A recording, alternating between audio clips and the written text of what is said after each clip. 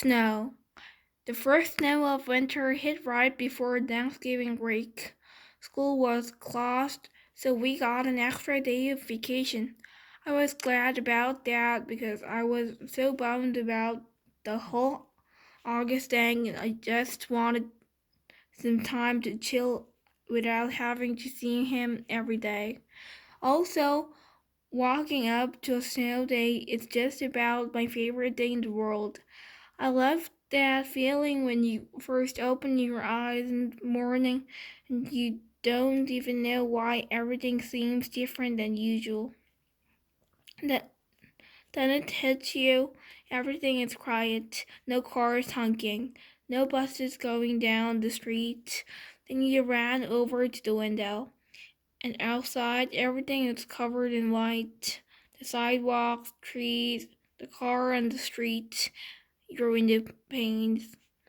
And when that happens in school day, and you find out your school is closed, well, I don't care how old I get.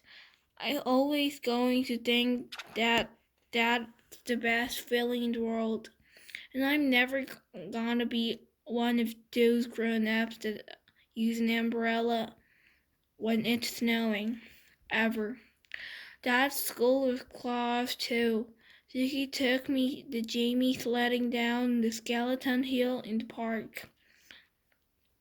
They say a little kid broke his neck while sledding down that hill a few years ago, but I don't know if this is actually true or just one of those legends. On the way home, I spotted this banged up wooden sled kind of propped up against the old Indian rock monument. Dad said to leave it. It was just garbage, but something told me it would make the greatest sled ever. So Dad let me drag it home, and I spent the rest of the day fixing it up. I super glued the broken slats together and wrapped some heavy-duty white duct tape around them for extra strength. Then I spray painted the whole thing well with the paint I had gotten for the alabaster sphinx I was making for the Egyptian Museum project.